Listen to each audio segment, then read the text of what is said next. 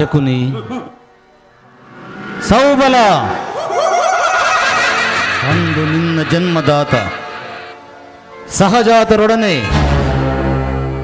ಕುರುವಂಶವನ್ನೇ ನಿರ್ವಂಶ ಮಾಡುವುದಾಗಿ ನೀನು ಮಾಡಿದ ಪ್ರತಿಜ್ಞೆ ಏನಾಯಿತು? ಏನಾಯಿತು ನಿನ್ನ ಪ್ರತಿಜ್ಞೆ? ಏನಾಯಿತು ನಿನ್ನ ಪ್ರತಿಜ್ಞೆ? ಸದ್ದು! ಈ ಸೌಬಲ ರಾಜ ಶಕುನಿಯ ಆಶ್ವಾಸನೆಯನ್ನೇ ಅಲಗೆಳೆಯುತ್ತಿರುವ ಅಧಮ ಮರುಳುಗಳೇ ಸದ್ದು!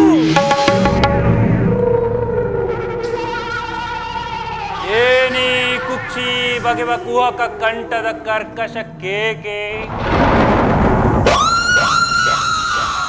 ಏಕಿ ಪ್ರಳಯಾಗ್ನಿ ಜ್ವಾಲೆಯನ್ನೇ ಪ್ರಚೋದನೆಗೈಯುತ್ತಿರುವ ಪ್ರಚಂಡ ಮಾತದ ಪ್ರಳಯ ತಾಂಡವ.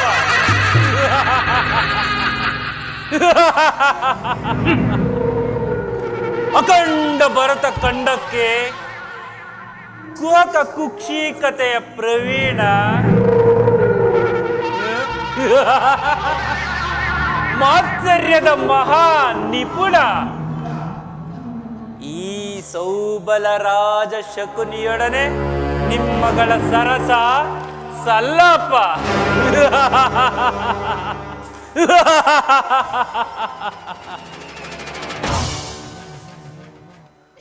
ಓ ನನ್ನ ಗಾಂಧಾರ ವಂಶೋಕ್ಷಯಕ್ಕೆ ಕಾರಣಕರ್ತನಾದ ದುರ್ಮತ,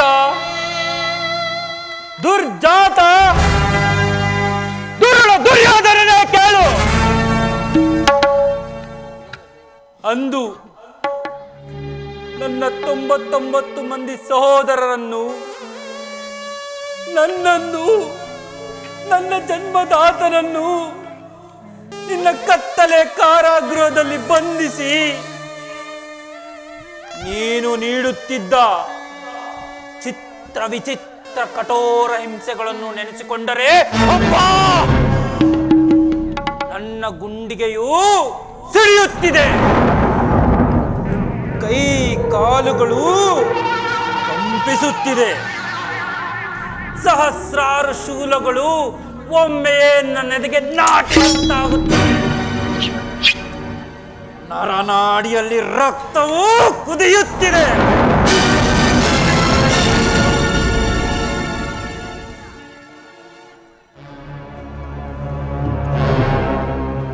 ಅಂದು ನೀನು ನೀಡುತ್ತಿದ್ದ ಒಂದು ಹಿಡಿ ಅನ್ನ, ಒಂದು ಒಳಲ ನೀರನ್ನು ನನ್ನ ಸಹೋದರರೆಲ್ಲರೂ ನನಗೊಪ್ಪಿಸಿ ನಿನ್ನ ಮೇಲಿನ ಛಲ ತೀರಿಸಲೆಂದೇ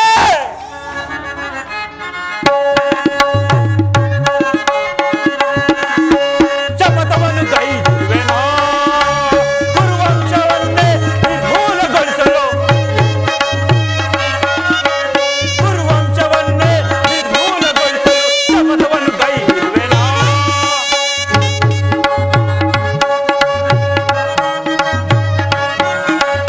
ಅಟ್ಟಹಾಸದಿ ತುಂಬಿದ ವಿಷ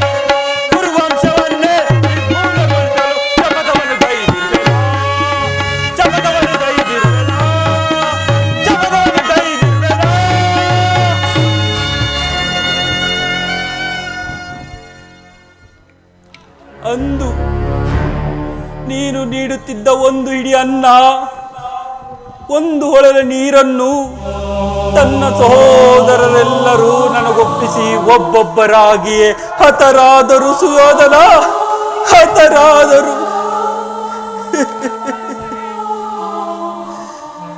ಅಂದಿನ ದಾರುಣ ದೃಶ್ಯವು ನನ್ನೀ ಸ್ಮೃತಿ ಪಟಲದಿಂದ ಅಚ್ಚುಳಿಯದೆ ಉಳಿದು ಕಟುಕುತನದ ಬಡಬಾಗ್ದಿ ಜ್ವಾಲೆಯಲ್ಲಿ ಬೆಂದು ನೊಂದು ಕುಂದು ಕೃಷಿತವಾಗಿರುವ ನನ್ನೀ ದೇಹವನ್ನು ಒಮ್ಮೆ ಅಣು ಅಣುವಾಗಿ ಕತ್ತರಿಸಿ ನೋಡಿದರೂ ಪ್ರತಿಯೊಂದು ಅಣುವಿನಲ್ಲೂ ಪ್ರತೀಕಾರಕ್ಕೆ ಪ್ರತೀಕಾರ, ಸೇಡಿಗೆ ಸೇಡು, ರಕ್ತಕ್ಕೆ ರಕ್ತ ಎಂಬ ಮಾತ್ಸರ್ಯದ ನುಡಿಗಳ ಹೊರತಾಗಿ ಮತ್ತಿನ್ನಾವ ಆಸೆ ಆಕಾಂಕ್ಷೆಗಳು ಎನ್ನಲಾಲಿಸಲು ಅಸಾಧ್ಯ, ಎನ್ನಲಾಲಿಸಲು ಅಸಾಧ್ಯ. ದುಷ್ಟ ದುರ್ವಿದ್ಯ ಅಟ್ಟಹಾಸದಿಂದ ಮೆಟ್ಟಿ ಮೆರೆಯುತ್ತಿರುವ ದುರ್ಯೋಧನನೇ ಕೇಳು. ಕರುಣೆ ತೋರಿದ ಸೋದರ ಮಾವನನ್ನೇ ಕೆಡುಕಿ ಕಠೋರ ಹೃದಯವನ್ನಾಗಿಸಿದ ಕುರುಕುಲದ ಕೀಟವೇ ಕೇಳು. ನಾನು ಸಹ ನಿನ್ನಂತೆಯೇ 99 ಮಂದಿ ಸಹೋದರರೊಡಗೂಡಿ ದಿವ್ಯ ಸಿಂಹಾಸನವನ್ನೇರಿ ರಾಜ್ಯಭಾರ ಮಾಡಬಹುದಾಗಿತ್ತು.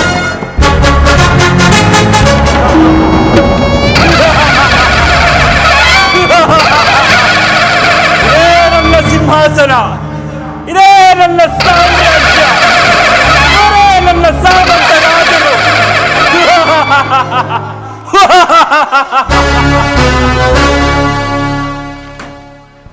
ಆದರೆ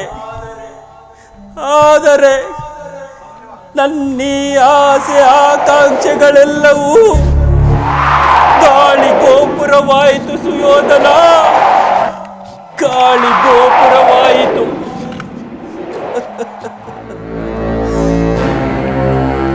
ಚಿಂತೆ ಇಲ್ಲ ಕುರುರಾಜ, ಚಿಂತೆ ಇಲ್ಲ.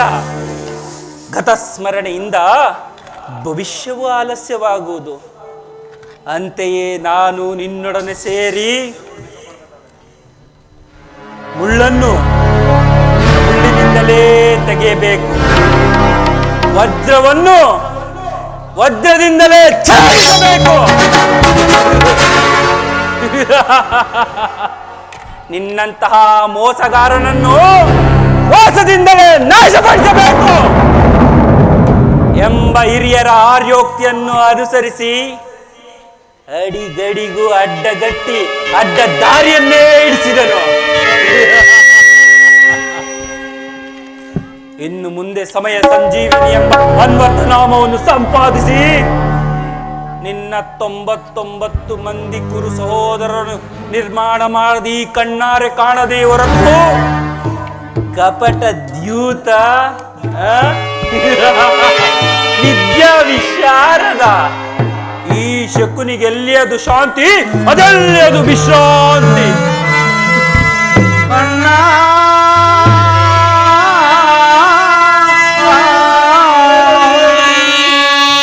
ಅಣ್ಣ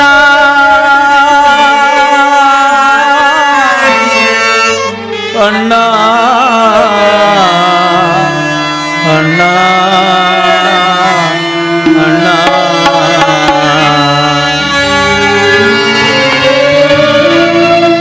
ಅಳಬೇಡಿರಿ, ಅಳಬೇಡಿರಿ ನನ್ನ ಮತಭಾಗ್ಯ ಸಹೋದರರೇ, ಅಳಬೇಡಿರಿ. ಆ ದುರ್ಯೋಧನ 99 ಮಂದಿ ಸಹೋದರರ ಚಿನ್ನ ರುಂಡಗಳಿಂದ ಹರಿಯುವ ರಕ್ತದಿಂದಲ್ಲ ನರಕದಲ್ಲಿ ನಿಮ್ಮ ನಿರೋಜನವನ್ನು ಮಾಡಿದರು.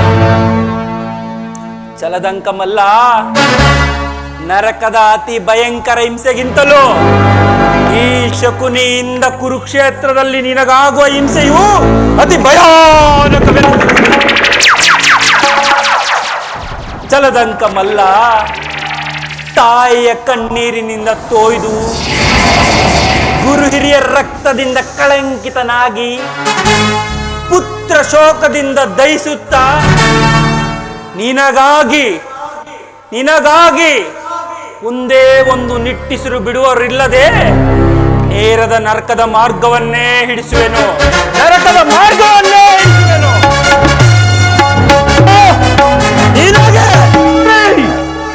ಅಲ್ಲವಯ್ಯ, ನಿನ್ನ ಪರಮ ವೈರಿಗಳಾದ ಪಾಂಡವರಿಗೆ ಎಷ್ಟರಲ್ಲಿ ನಿನ್ನ ಆಗಮನ.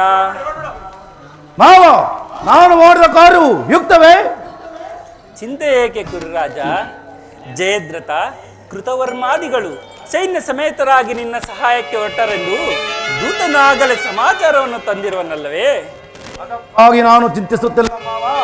ಈ ದುರ್ಯೋಧನನು ತನ್ನ ಬಲದಿಂದ ಪಾಂಡವರ ಸಮಸ್ತ ಸೈನ್ಯವನ್ನು ಎದುರಿಸಬಲ್ಲನು. ಆದರೆ ನಾದು ಹಿಂಸೆ, ಸಹಿತ ಕಲಹ ಇದೆಲ್ಲವೂ ಉಚಿತವೇ ಮಾವ?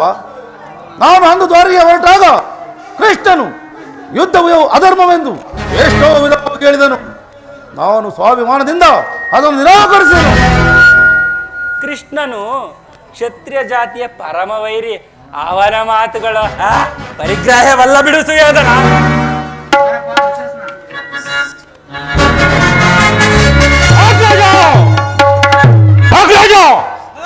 ಕೃಷ್ಣನು ಹಸ್ತಿನಾವತಿಗೆ ಬಂದಿರುವನಂತೆ. ನಾಳಿನ ಪ್ರಾತಃ ಕಾಲ ರಾಜ್ಯಸಭೆಯಲ್ಲಿ ರಾಜಗಂಧ ನಡೆಸುವಂತೆ. ಏನು? ಕೃಷ್ಣನು ಹಸ್ತಿನಾವತಿಗೆ? ಹಾಗಾದರೆ ಅತಿಥಿ ಸತ್ಕಾರಕ್ಕೆ ಸಿದ್ಧನಾಗು ಸಹೋದರ. ಅಗ್ರಜಾನ್ವಿತಕ್ಕೆ ಯದುನಂದನನು ದಾಸಿ ಪುತ್ರ ವಿದುರನನ್ನು ವಂದಿಸಲ್. ದಾಸಿ ಪುತ್ರ ವಿದುರನನ್ನು ವಂದಿಸಲ್. ಜನ ಕುಟೀರಕ್ಕೆ ಹೋಗಿರ್ಪಲೈ. ಜನ ಕುಟೀರಕ್ಕೆ ಹೋಗಿರ್ಪಲೈ. ಸೈಸಲ ಸದಳವು ಎನಗೆ ಅಗ್ರಜ.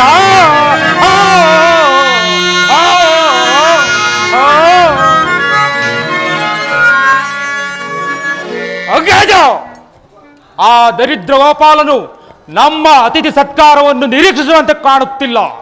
ಆಗಲೇ ರಾಜಪ್ರಾಸಾದವನ್ನು ದಾಟಿ ಆ ವಿದುರನ ಮುರುಕು ಜೋಪಡಿಯನ್ನು ಆಶ್ರಯಿಸುವಂತೆ. ಅವನಿಗ ಅದು ಎಷ್ಟೊಂದು ಅವಹೇಳನ ಅಲ್ಲ ಪ್ರಿಯ ಸಹೋದರ. ಕೃಷ್ಣನು ಭಕ್ತ ಪರಾಧೀನನು. ಇದರಂತಹ ಭಕ್ತರು ಆತನಿಗೆ ಮತ್ತಾರಿರುವರು. ಈ ದಿನ ಭಕ್ತರ ಸತ್ಕಾರ ಸ್ವೀಕರಿಸಿ ನಾಳೆ ನಮ್ಮ ಮಂದಿರಕ್ಕೆ ಬಂದೇ ಬರುವುದು. ನೀನು ಅತಿ ಸತ್ಕಾರಕ್ಕೆ ಸಿದ್ಧನಾಗು.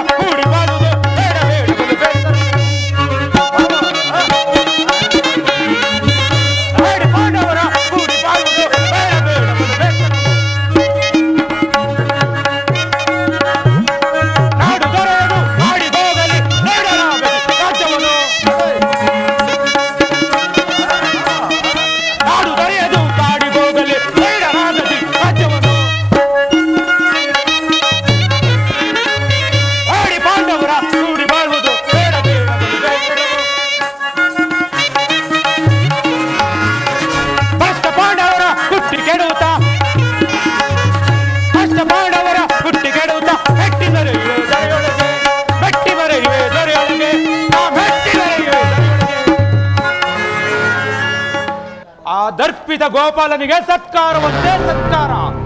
ನನಗೊಪ್ಪದು ಒಪ್ಪದು ಒಪ್ಪದು. ಸಾದರ ದುಶ್ಯಾಸನ. ಅಭಿಮಾನಶಾಲಿಯಾದ ನನ್ನ ಸೋದರನನ್ನು ನಾನು ಒಂದೊಂದು ಸಾರಿ ಸಂಬಳ ಮಾಡುವುದು ಸಹಜವಾಗುವುದು. ಮಾವ, ಈಗ ಏನು ಮಾಡುವುದು? ಕೃಷ್ಣ ಸಂಧಾನಕ್ಕೆ ಸಮ್ಮತಿಸುವುದೇ? ಕೃಷ್ಣನು ಶಾಂತಿಗಾಗಿ ಇಲ್ಲಿಗೆ ಬಂದವನಲ್ಲ. ಹಾಗಿದ್ದರೆ ರಾಜಾದಿರಾಜ ಸಾರ್ವಭೌಮನ ವೈಭವವನ್ನು ತೃಣೀಕರಿಸಿ ಆ ಮುರುಕು ಜೋಪಡಿಯ ದಾಸಿ ಪುತ್ರ ವಿದುರನ ಆಶ್ರಯಿಸುತ್ತಿದ್ದನೆ. ಪ್ರಾರಂಭದಲ್ಲಿಯೇ ಸಹಿಸಲಾಗದ ಅಪಮಾನ, ಭಕ್ತಿ ವೈರಾಗ್ಯಗಳಿಂದ ವಂಚಿತನಾಗಿ ನೀನು ಈ ಅಪಮಾನವನ್ನು ಹೇಗೆ ಸಹಿಸುವೆ ಸುಯೋಧನ? ಹೇಗೆ ಸಹಿಸುವೆ? ಕೃಷ್ಣನ ಮೇಲೆ ನಿನಗೆ ಹೇಗೆ ಇಷ್ಟೊಂದು ಆಕ್ರೋಶ? ಕೃಷ್ಣನು ಕ್ಷತ್ರಿಯ ಜಾತಿಯ ಕಳಂಕ ಸ್ವರೂಪನು. ಭರತ ವರ್ಷದಲ್ಲಿ ಕ್ಷತ್ರಿಯರ ನಿರ್ಮೂಲನೆಗೆಂದೇ ಅವತರಿಸಿರುವನಯ್ಯ. ಜರಾಸಂಧ, ಶಿಶುಪಾಲ ನಿನಗೆಂತಹ ಒಳ್ಳೆಯ ಮಿತ್ರರು. ಕಾರಣವಿಲ್ಲದೆ ಅವರನ್ನು ಸಂಹರಿಸಿದನು. ಕಂಸನನ್ನು ವಧಿಸಿ ಅರುಳೋ ಮರುಳಾದ ಉಗ್ರಸೇನನನ್ನು ನೆಪ ಮಾತ್ರಕ್ಕೆ ಸಿಂಹಾಸನದಲ್ಲಿ ಕುಳ್ಳರಿಸಿ ತಾನು ರಾಜ್ಯಭಾರ ಆಡಿದನು. ಸಹೋದರನನ್ನು ಸುರಪಾನ ಪ್ರಮತ್ತನಾಗಿ ಮಾಡಿ ರಾಜಲಕ್ಷ್ಮಿಯನ್ನು ತಾನು ಕೈ ಹಿಡಿದನು. ಅಂತವನಿಗೆ ಮನ್ನಣೆಯೇ ಕುರುರಾಜ. ಹಾಗಾದರೆ ನನ್ನನ್ನು ದ್ವಾರಿಗೆ ಕಳಿಸಿದ್ದಾದರೂ ಏಕೆ? ಆ ನಂದ ಗೋಪನ ಮನೆಯ ಭಾಗದಲ್ಲಿ ಈ ಸಾರ್ವಭೌಮನು ಸಹಾಯವನ್ನು ಬೇಡುವುದು ಉಚಿತವಾದ ಕಾರ್ಯವೇ ಮಾವ? ಅದಕ್ಕೊಂದು ಉದ್ದೇಶವಿತ್ತು. ಏನದು? ಕಾಳ ಸರ್ಪದ ವಿಷದಲ್ಲನ್ನು ಕಿತ್ತು ಬಳಿಕ ಅದರೊಡನೆ ಸರಸವಾಡಬಹುದಲ್ಲವೇ? ಕೃಷ್ಣನಿಗಿಂತ ಆತನ ವಿಜಯೋನ್ವಿತ ಯಾದವ ಸೈನ್ಯವು ನಿನಗೆ ಬಹಳ ಅವಶ್ಯಕತೆಯಾಗಿತ್ತು. ಒಂದು ವೇಳೆ ಕೃಷ್ಣನೇನಾದರೂ ನಿನ್ನ ಪಕ್ಷ ವಹಿಸಿದ್ದರೆ ನಿಸ್ಸಂಕೋಚವಾಗಿ ಕೃಷ್ಣ ನನಗೆ ನೀನು ಬೇಡ, ನಿನ್ನ ಸೈನ್ಯವೇ ಸಾಕೆಂದು ಹೇಳಬಹುದಾಗಿತ್ತು. ಆದರೆ ಅರ್ಜುನನು ನಿನ್ನ ಈ ಉಭಯ ಸಂಕಟದಿಂದ ಪಾರು ಮಾಡಿದ್ದಾನೆ ಸುಯೋಧನ. ನೀನು ಹೇಳಿದ ಹಾಗೆ ಕೃಷ್ಣನ ಕುಗ್ಗನ್ನು ವಂಚಕರಿರಬಹುದು. ಆದರೆ ಅವನ ಮೇಲೆ ದೋಷಕ್ಕಾಗಿ ಪಾಪ ಪಾಂಡವರು ಹಿಂಸಬೇಕಾಗುವುದಲ್ಲವೇ? ಪಾಪ, ಪುಣ್ಯ, ದಯೆ, ದಾಕ್ಷಿಣ್ಯ ಇವುಗಳನ್ನೆಲ್ಲ ಎಂದಿನಿಂದ ಅಭ್ಯಾಸ ಮಾಡಿಕೊಂಡೆ ಕೌರವೇಶ್ವರ. ಕೃಷ್ಣನನ್ನು ಪಾಂಡವರಿಂದ ದೂರ ಮಾಡಲು ಅಸಾಧ್ಯ. ಏಕೆ? ಏಕೆಂದರೂ ಅವರೆಲ್ಲರೂ ಅವನ ಆಜ್ಞಾಪಾಲಕರು. ನೀನೇನಾದರೂ ಸಂಧಾನಕ್ಕೆ ಸಮ್ಮತಿಸಿ ಅವರಿಗೆ ಆಶ್ರಯ ಕೊಟ್ಟಿದ್ದೆ ಆದರೆ ನಿನ್ನ ವಿನಾಶಕ್ಕೆ ನೀನೇ ಕಾರಣ. ಮತ್ತಿನ್ನೇನಯ್ಯ? ಪಾಂಡವರು ಪಗಡೆ ಆಟದಲ್ಲಿ ಸೋತಾಗಲೇ ರಾಜ್ಯದ ಮೇಲಿನ ಹಕ್ಕು ನಷ್ಟವಾಯಿತು. ಪುನಃ ಅದನ್ನು ಪಡೆಯುವುದೆಂದರೇನು? ಕ್ಷತ್ರಿಯ ವೀರರಿಂದ ಅನುಭಕ್ತಳಾದ ಕುರುಭೂಮಿ ರಾಜಲಕ್ಷ್ಮಿಯನ್ನು ಭಿಕ್ಷುಕರ ಯಾಚನಾಂಚದಲ್ಲಿಡುವುದು ನಿನಗೆ ಉಚಿತವಾದ ಕಾರ್ಯವಲ್ಲ.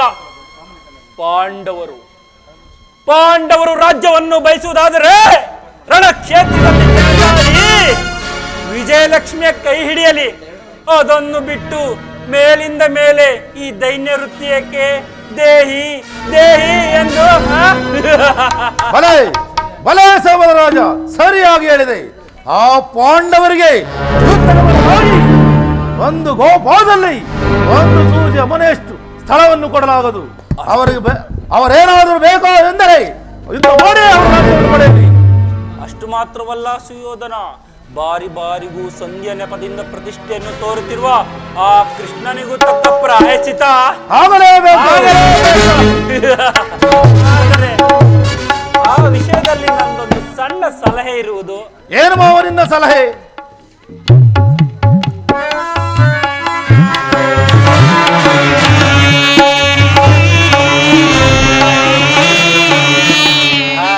ಅದನ್ನು ಯಥಾ ಸಮಯದಲ್ಲಿ ವಿಜ್ಞಾಪಿಸಿಕೊಳ್ಳುವುದು. ನೀನು ನಡೆ ಕೌರವೇಶ್ವರ. ಮಾವ ನಿನ್ನ ಸಲಹೆ ಹೊರತಾಗಿ ಈ ದುರ್ಯೋಧನು ಮತ್ತಾವ ಕಾರ್ಯವನ್ನು ಮಾಡುವುದಿಲ್ಲ. ನಡೆ ಹೊರಡೋಣ. ನಡೆ ನಡೆ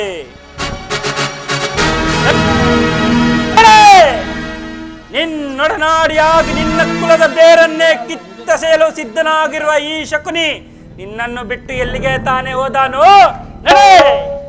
ನನ್ನ ಸೇಡೆಂಬ ದಾವಾಗ್ನಿಗೆ ಆಹುತಿಯಾಗಲಿರುವ ಪತಂಗವೇ ನಡೆ. ಇದೀಗ ನಿನ್ನ ವಿನಾಶ ಕಾರ್ಯ ಆರಂಭ.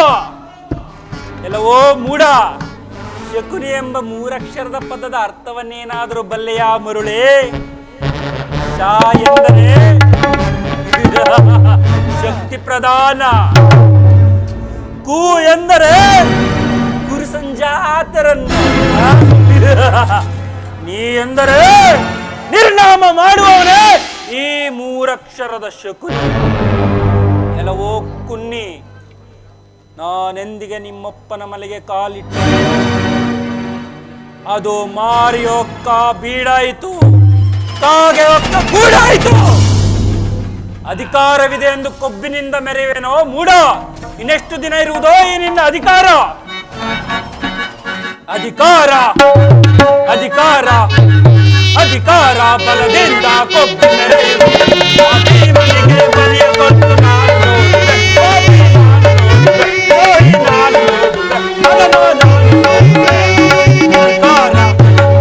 ಅಧಿಕಾರ ಅಧಿಕಾರ ಬಲದಿಂದ ಕೊಬ್ಬಿ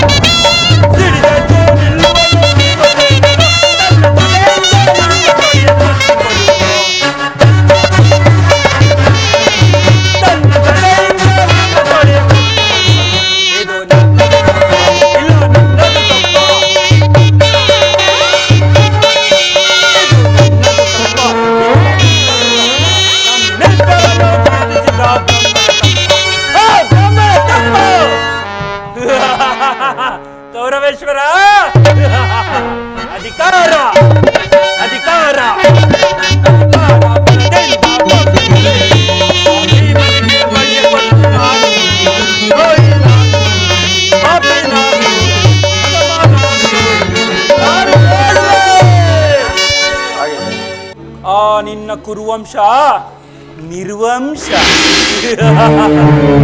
ಯಾವ ನನ್ನ ರಾಜ್ಯವನ್ನು ನಾಶಗೈದು ಮೋಹದ ಮಹಾ ಸಂಸ್ಥಾನವಾಗಿ ಸ್ಥಾಪಿಸಿರುವ ನಿನ್ನ ಹಸ್ತಿನಾವತಿ ಅರಮನೆಯು ಶೂನ್ಯ.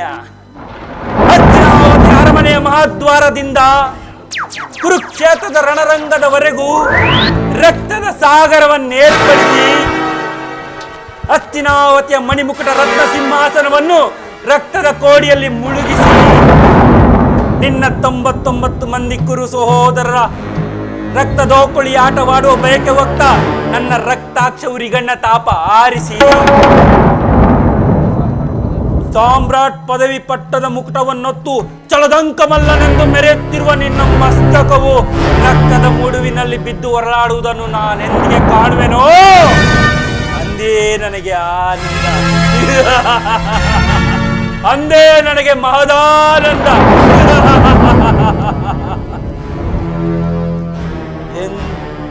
ಎಂದಿಗೆ ನಿನ್ನ ಸತಿ ಭಾನುಮತಿಯು ಮಂಡೆಗೆದುರಿ ಮುಂಡೆಯಾಗಿ ನಿನ್ನ ಮೃತದೇಹದ ಮುಂದೆ ಬಿದ್ದು ಹೊರಳಾಡುವುದನ್ನು ನಾನು ಕಾಣುವೆನೋ ಅಂದೇ ನನಗೆ ತೃಪ್ತಿ, ಅಂದೇ ನನ್ನ ಸೋದರ ಆತ್ಮಕ್ಕೆ ಸಂತೃಪ್ತಿ, ಅಂದೇ ಈ ಶಕುನಿಯ ಸೇಡಿಗೆ ಪೂರ್ಣ ವಿಶ್ರಾಂತಿ.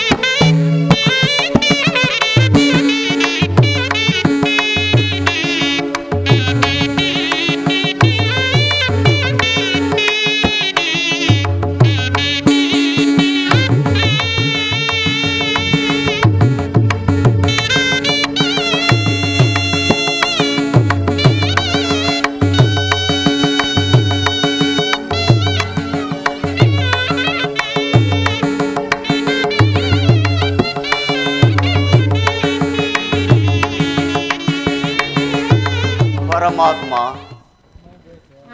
ನಾನು ಮಾಡಿದ ಕರ್ಮಫಲವು ನಿಶೇಷವಾಗಿ ತೀರಿ ಎಂದಿಗೆ ಭಗವಂತನಾದ ಶ್ರೀಕೃಷ್ಣ ಪರಮಾತ್ಮನು ನನ್ನ ತಲೆಯ ಮೇಲೆ ತನ್ನ ಅಭಯಸ್ತ್ರವನ್ನು ನೀಡುವನು? ಯಾವಾತನು ಸಕಲ ಜೀವಿಗಳಿಗೂ ಆಧಾರನು? ಯಾವಾತನ ಮಂಗಳ ಸ್ವರೂಪವನ್ನು ನೋಡಲು ಯೋಗಿಗಳು ಹಗಲಿರಲು ತಪವನ್ನು ಆಚರಿಸಿ ಬಳಲಿರುವರು? ಅಂತಹ ಮಹಿಮಾಮೂರ್ತಿಯಾದ ಶ್ರೀಕೃಷ್ಣ ಪರಮಾತ್ಮನು ಪಾಂಡವರ ರಾಯಭಾರಿಯಾಗಿ ದುರ್ಯೋಧನನ ಬಳಿಗೆ ಬರುತ್ತಿರುವಾಗ ಈ ಪಾಮರನಾದ ನನ್ನನ್ನು ಜ್ಞಾಪಿಸಿಕೊಳ್ಳುವನೇ? ಪರಮಾತ್ಮ, ನಿನ್ನ ದರ್ಶನ ಭಾಗ್ಯ ಲಭಿಸುವ ತನಕ ಈ ಕ್ಷೀರದಿಂದಲೇ ನನ್ನ ಪ್ರಾಣವನ್ನು ಧರಿಸುವೆನು. ಇದು ನಿನಗೆ ಅರ್ಪಿತವಾಗಲಿ. ಶ್ರೀಕೃಷ್ಣಾರ್ಪಣಮಸ್ತು, ಶ್ರೀಕೃಷ್ಣಾರ್ಪಣಮಸ್ತು.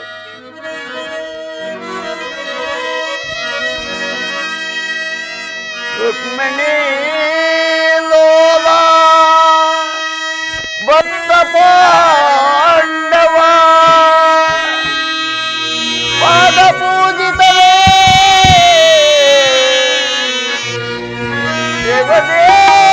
ದೇವದೇವಾ ಕೃಷ್ಣ ಕೃಷ್ಣ ಕೃಷ್ಣ ಮೊರೆ ಕೇಳು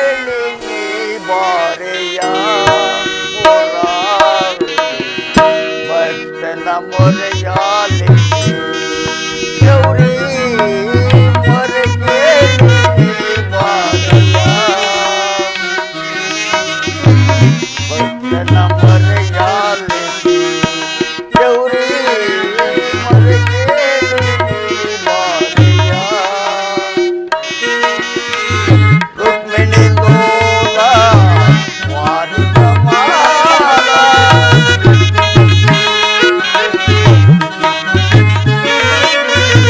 ರುಕ್ಮಿಣಿ ಲೋಲ ವಾರಿದ ಮಾಲ ವರಗುಣ ಶೀಲ ವಸುದೇವ ಬಾಲ.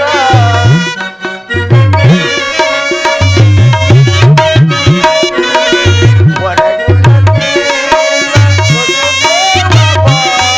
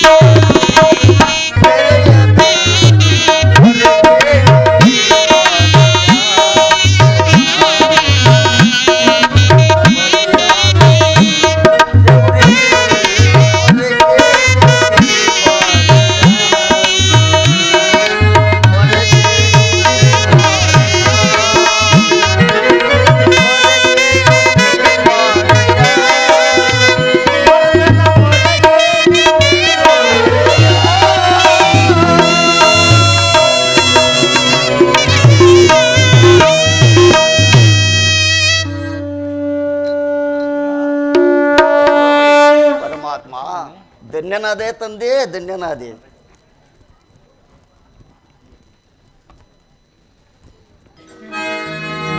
ಪ್ರಥಮ ವಂದನವಯ್ಯ ಪರಮ ಪುರುಷ, ವಂದನವಯ್ಯ ದಶರಥ ರಾಮನಂ ಶತವಂದನವಯ್ಯ ಶತಪತ್ರ ದಳನೇತ್ರ ಕೃಷ್ಣ. ಮುಕ್ಕೋಟಿ ವಂದನವಯ್ಯ ಮುಜುಕುಂದ ವರದ ಅಚ್ಯುತಾನಂದ ಗೋವಿಂದ. ನಮಸ್ತೆ ನಮಸ್ತೆ ನಮಃ ನಮಸ್ತೆ ನಮಃ. ಬೆಳಗಿದೆಯ ಮನ ಮಂದಿರದಿ ಮನ ಮಂದಿರದಿ ಅರದಿದೆಯ ಅಂಧಕಾರ ಮನದಿ.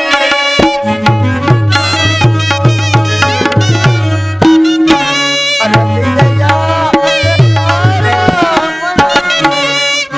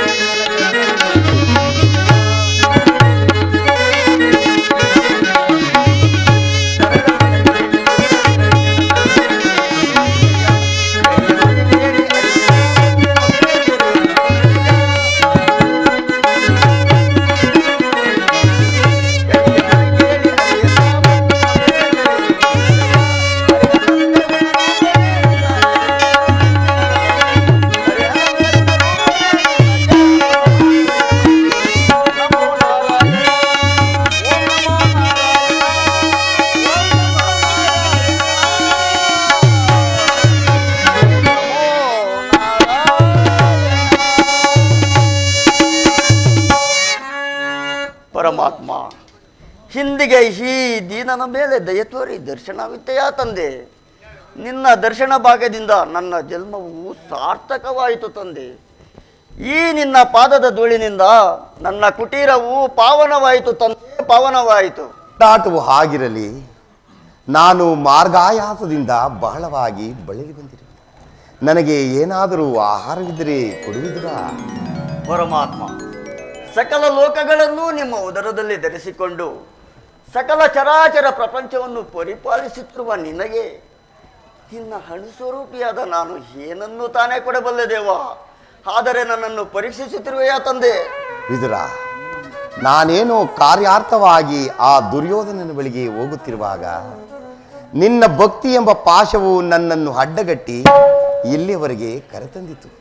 ನೀನೇನು ಸಾಮಾನ್ಯನೇ ವಿದುರ.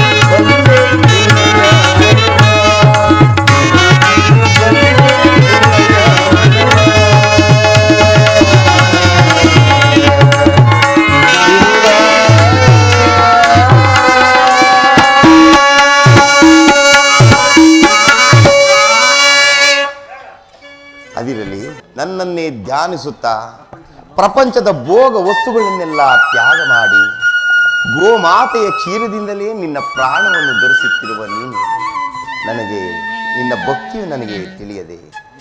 ಅದಿರಲಿ, ನನಗೆ ಬಹಳ ಹಸಿವಾಗುತ್ತಿರುವುದು. ಏನಾದರೂ ಆಹಾರವಿದ್ದರೆ ಕೊಡುವಿದುರಾ? ಪರಮಾತ್ಮ, ನನ್ನಲ್ಲಿ ಆ ಗೋಮಾತೆಯ ಕ್ಷೀರವಲ್ಲದೆ ಬೇರೇನೂ ಇಲ್ಲವಲ್ಲ ತಂದೆ.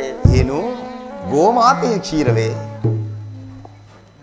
ಹಿಂದೆ ನನ್ನ ಕುಚೇಲನು ತಂದುಕೊಟ್ಟ ಒಂದು ಇಡೀ ಅವಲಕ್ಕಿ ಸಾರವು, ಹಿಂದೆ ರಾಮಾವತಾರದಲ್ಲಿ ಶಬರಿಯು ಕಚ್ಚಿ ಆರಿಸಿಟ್ಟಿದ್ದ ಹಣ್ಣಿನ ರುಚಿಯು ಈಗಲೂ ನನ್ನ ನಾಲಿಗೆಯು ಸವಿದಂತಿದೆ. ಈ ಎರಡರಕ್ಕಿಂತಲೂ ನಿನ್ನಲ್ಲಿರುವ ಗೋಮಾತೆಯ ಕ್ಷೀರವು ಉತ್ತಮವಾದುದಲ್ಲವೇ? ಎಲ್ಲಿ, ಅದನ್ನೇ ತೆಗೆದುಕೊಂಡು ಬಾ. ಏನೆಂದು ಹೇಳಲಿ ಪರಮಾತ್ಮ? ಏಕೆ ವಿದುರ, ಏಕೆ ತವಕ ಪಡುತ್ತಿರುವೆ? ಇದ್ದ ಕ್ಷೀರವನ್ನೆಲ್ಲ ತಮಗೆ ಪ್ರಸಾದ ರೂಪದಲ್ಲಿ ಅರ್ಪಿಸಿ ನಾನೇ ಪಾನ ಮಾಡಬಿಟ್ಟನಲ್ಲ ತಂದೆ, ನಾನೇ ಪಾನ ಬಿಟ್ಟ. ಏನು, ನನಗರ್ಪಿಸಿದೆಯೇ? ನನಗರ್ಪಿಸಿದೆ ಎಂದ ಮೇಲೆ ಆ ಪಾತ್ರೆಯ ತಳಭಾಗದಲ್ಲಿ ಸ್ವಲ್ಪವಾದರೂ ಕ್ಷೀರವಿರಲೇಬೇಕಲ್ಲವೇ? ಎಲ್ಲಿ, ಅದನ್ನೇ ತೆಗೆದುಕೊಂಡು ಬಾ. ಎಂಬುದೇ ಸಂದೇಹಪಟ್ಟೆ ತಂದೆ. ತೆಗೆದುಕೊಳ್ಳಿ. ನೋಡಿದ ವಿದುರ, ಪಾತ್ರೆಯ ತಳಭಾಗದಲ್ಲಿ ಕ್ಷೀರವಿದ್ದರೂ ಇಲ್ಲವೆಂದು ಹೇಳುತ್ತಿರುವೆಯಲ್ಲ, ಎಂತಹ ಸುಳ್ಳುಗಾರನಯ್ಯ ನೀನು? ಪರಮಾತ್ಮ, ಅದರಲ್ಲಿರುವ ಕ್ಷೀರದಿಂದ ತಮ್ಮ ತುದಿ ನಾಲಿಗೆಯೂ ಸಹ ನೆನೆಯುವುದಿಲ್ಲವಲ್ಲ? ಹೇಗೆ ನೆನೆಯುವುದಿಲ್ಲ ವಿದುರ? ನೋಡುತ್ತಿರು.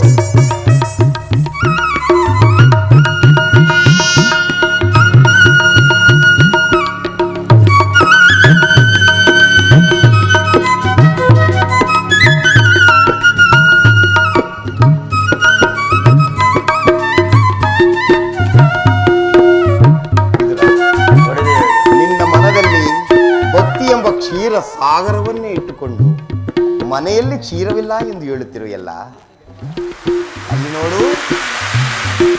ಆಹಾ, ಧನ್ಯನಾದೆ ತಂದೆ, ಧನ್ಯನಾದೆ.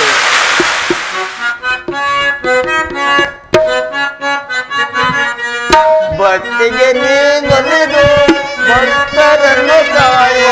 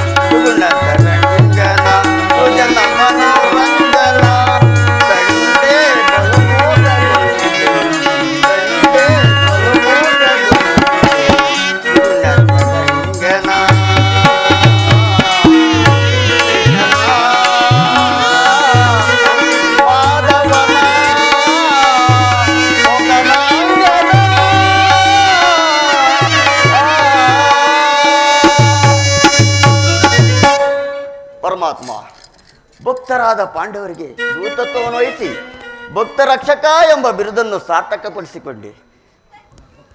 ಭಕ್ತರನ್ನು ರಕ್ಷಿಸುವ ಭಾರವೂ ನಿನ್ನದೇ. ಜಗದ ಜನರ ವ್ಯಾಪಾರ ವ್ಯವಹಾರ ಅವರವರ ನಿಯಮ ಇಷ್ಟಾನುಸಾರ ವಿದುರ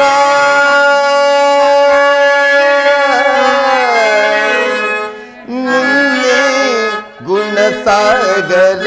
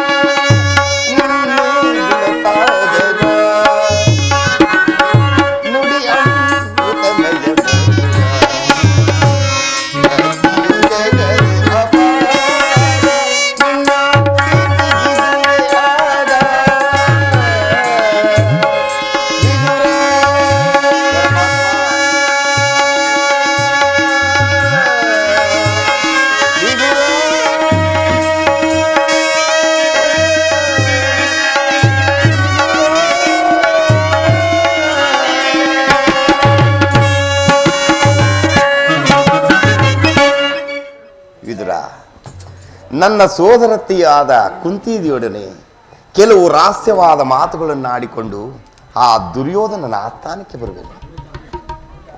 ಅಲ್ಲಿ ಹಿಂದೆಂದೂ ಕಾಣದಂತಹ ಒಂದು ವಿಚಿತ್ರ ಪ್ರಸಂಗವು ನಡೆಯುವುದು. ನೀನು ನೋಡುವೆಯಂತೆ ಭಾವಿದ್ರ ಆಗಬಹುದು ಪರಮಾತ್ಮ. ಜಗದ ಜೀವನದ ಆಡಿಸಿ ಕುಣಿಸಿ ಮೈಯ ಕವಿಸಿ ಆಡಿಸಿ ಕುಣಿಸಿ ಮೈಯ ಕವಿಸಿ ಮನ ದೇವ ಜಗದ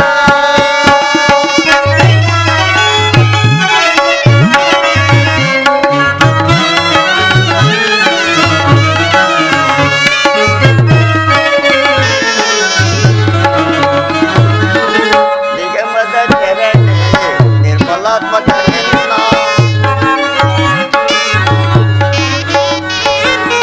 ನಿಗಮದ ಚರಣೆ ನಿರ್ಮಲಾತ್ಮಕ ನಿನ್ನ ಬಲ್ಲವರಿಲ್ಲ ಜಗದ ಜೀವನದಲ್ಲಿ ಬಲ್ಲವರಿಲ್ಲ ಜಗದ ಜೀವನದಲ್ಲಿ ಒಬ್ಬನಿಗೆ ಸಿಗುತ್ತಿಲ್ಲ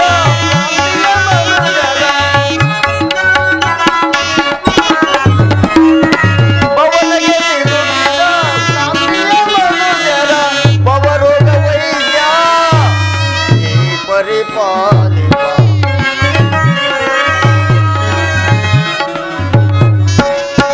ಪವರೋಗ ವೈದ್ಯ ಈ ಪರಿಪಾಲಿಪ ಜಗದ